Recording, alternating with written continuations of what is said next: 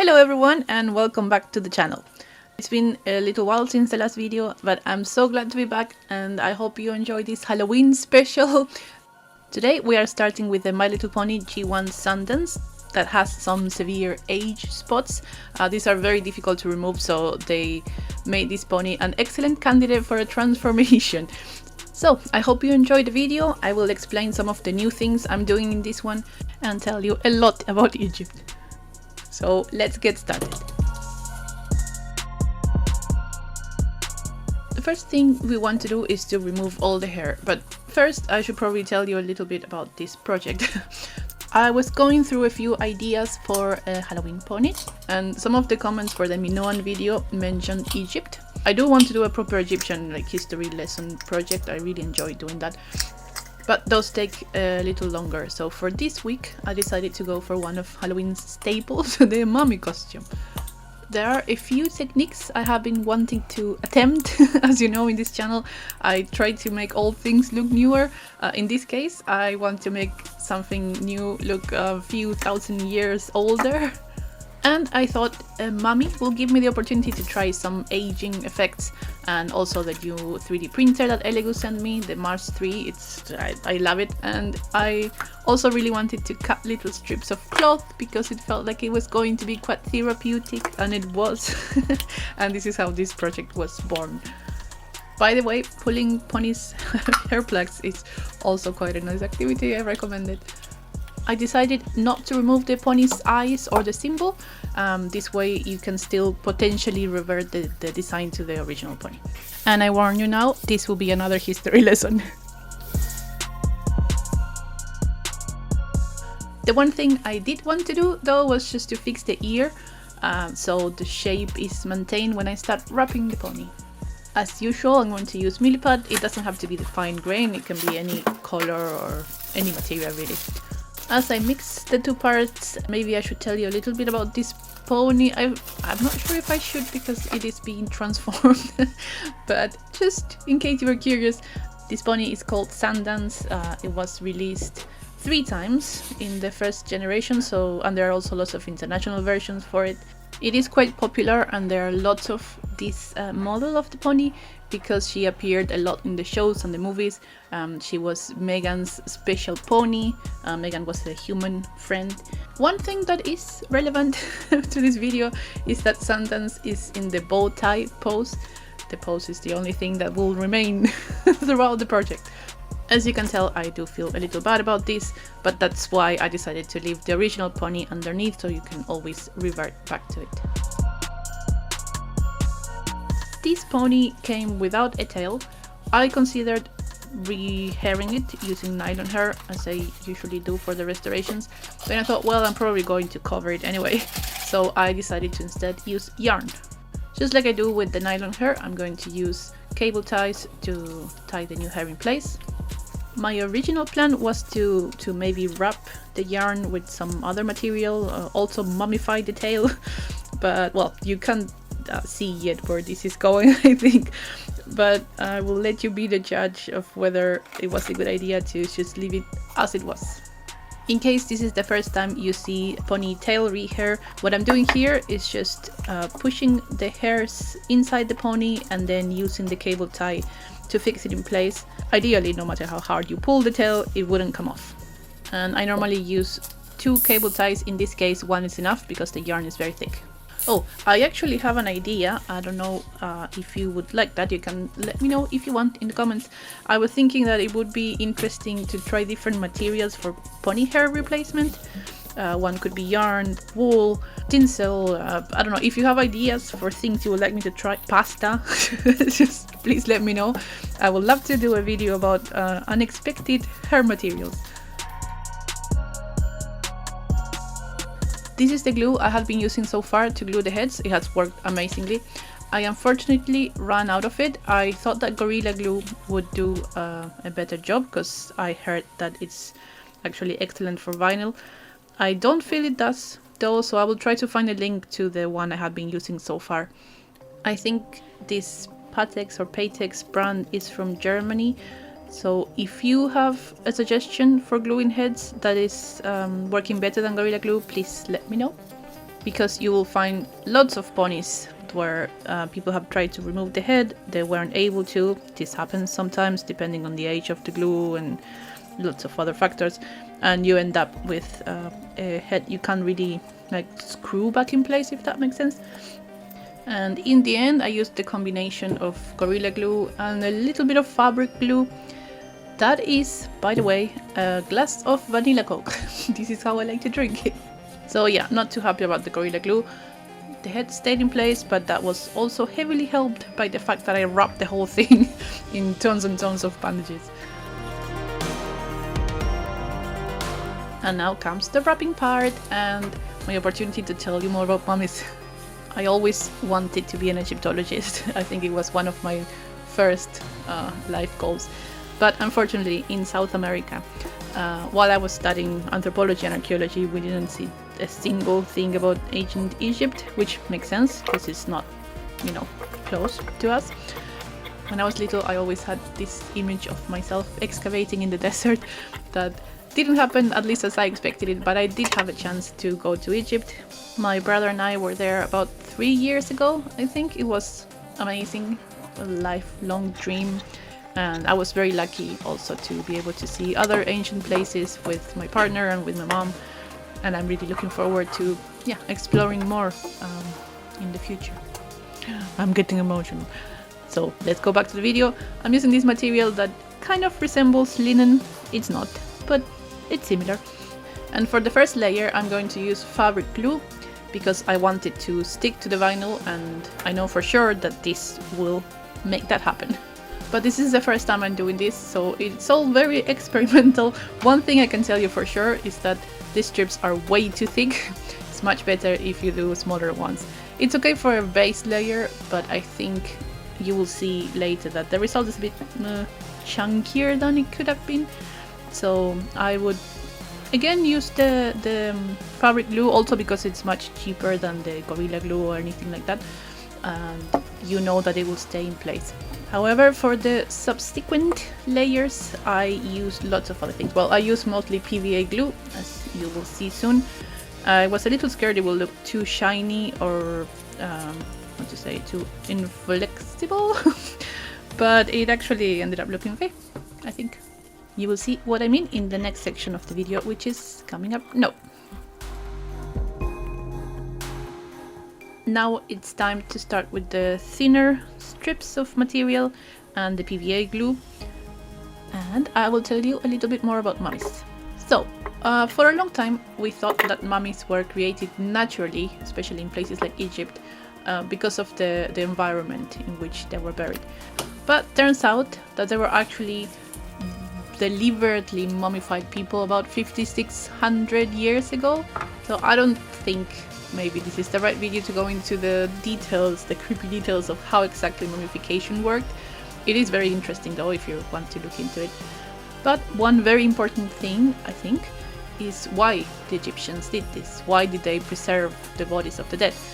And the reason, of course, has to do with religion. On the one hand, it was a status symbol for the wealthy, but mostly Egyptians saw the preservation of the body as a really important step to live well in the afterlife. There is a lot to Egyptian religion.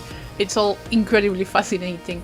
But one thing we can see, for example, in the coffins of the mummies is a lot of elements about how the afterlife works. So there is a subterranean realm. It is ruled by Osiris, and it's called the Duat. And everyone is offered an afterlife, an Osirian afterlife in the Duat. But the place is not like the heaven you might be more familiar with.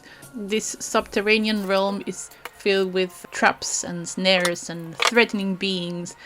The spells that were written in the coffins were supposed to help against these dangers, but also to prevent dying a second death, which sounds terrible. And at some point, these images and text started changing. So what they were telling is the story of Osiris actually judging your deeds in life. I think this is one of the first things I read about Egypt that really interested me. It was a very old book I had. This was before the internet. And the way this worked was by weighing your heart, which contained a record of all your actions in life, against the feather of the goddess Maat, which was a symbol for truth and justice. If you led a good life, then you were welcomed into the kingdom of Osiris, and if you were not, then you were thrown to the soul-eating demon Amit. So before we go back into the preparations for the afterlife, what I'm doing now is designing some little canopic jars, and these are very important for the mummification process. I'm leaving links to these models if you want to print them yourself. I will also leave a link to the finished model that I made, but just be warned that I'm not good with 3D. I'm very new to it, and you will have to what is it called, like automatically close the head part of the jar in a program like Lychee or your slicer program, because there was an error with it and I couldn't figure out how to fix it in Blender. Another thing I would like to point out, well, first is thank you, Elegoo. Again, they sent me the Mars 3 printer, which I love even more than the Mars 2. The detail is amazing. If you see some geometry in the prints, this is because of my models. It's not actually the printer itself. The printer has amazing detail. And I really want to clarify, Elegoo is not paying me or sponsoring me in any way to say these things. They just sent me the printer, they told me try it, and I love it. So here you can see the result. There was some mistake I made again with the slicer program, so I will have to get rid of this little area inside the jar. But let's go back to what these actually are. The jars are called canopic jars, and they were very, very important for the mummification process because they preserved some of the organs of the people being mummified. Again, I don't want to go into too much detail. I know this is not for everyone, but each jar has a different organ. There were always 4 of them for the stomach, the intestines, the lungs, and the liver, which were all needed in the afterlife. And you will notice there is no jar for the heart, and that's because the heart is the seat of the soul, so it had to be left inside the body. Each of these had a different head of a god or goddess. In this case, because I wasn't sure which gods the ponies revered, I decided to just use one, the horse, and it's kind of a G4 style because that's what I found available as a 3D model. I also thought it looked a bit jackal-esque and that worked. As you see, I had to employ my big tools for this job. One interesting thing is that in the beginning, canopic jars were usually just empty. They were buried alongside the people, but they didn't have the organs inside. Then they started saving the organs, but eventually they were emptied again. They were still considered a very traditional feature of Egyptian tombs, but they were actually not followed anymore. And this is because embalming techniques had really improved, which allowed the organs to remain in the body. But, you know, culture is an interesting thing, and you still had to get the protection of the gods. So back to why preserving the body. The mummification process was, as you might expect based on its name, an actual process, quite a long one, and it combined lots of ritual actions with the steps of the preservation. And these rituals were planned as protections and expressions of blessing and aspirations. A lot of them you can actually see in what is called the Book of the Dead, which was buried with people usually. So let's go to the next step so I can tell you more about it. Yeah, so for the painting I'm using acrylic paints. I'm going to water them down. Let's talk about the Book of the Dead. I'm really sorry. So, what is this amazing book? It's basically spells. And it's not actually one book. There is no canonical Book of the Dead. It's mostly drawings on the tombs, and there is no actual papyrus of the book, which is something I discovered very recently, to be honest. There is something very interesting about the earliest copies we have of this book, non-book book, and it's in the pyramid of King Unas from the 5th dynasty. That was about 24,000 BCE, so 4,500 years ago. So the texts were painting inside the pyramid, and they represented humans and animals. But the interesting thing is that these figures were incomplete or they were drawn modified. This wasn't like done after, this was painted like that on purpose. And they did it so they could prevent these figures from causing any harm to the pharaoh. And I'm not laughing because it's funny, I'm laughing because I think it's so cool, as someone who really likes magic and fantasy, to have a spell where the actual symbols for the spell also have power in themselves, so you have to draw them differently because they are like entities. And another interesting thing, at least for me, is that in these early texts, when they were talking about when the Egyptians were talking about the afterlife, they were talking about Ra, Father Ra, being in the sky. And then in time, the Book of the Dead actually changed and started talking about an underworld.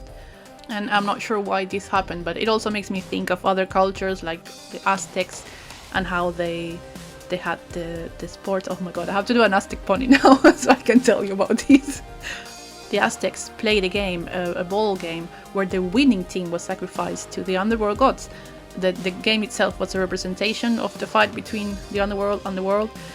And yeah, the winning team was sacrificed, which is incredible and terrible. Just like humans, I guess. And remember when I said this wasn't going to be a history lesson, or that I wasn't going to get carried away and I was just going to talk about the process of creating this pony? I'm not. Anyway, back to the book, and we are almost done. And thank you so much if you have been listening all this time.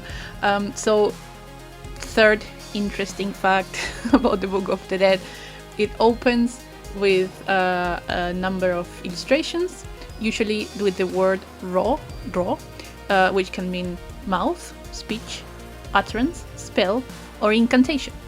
It can also mean chapter of a book.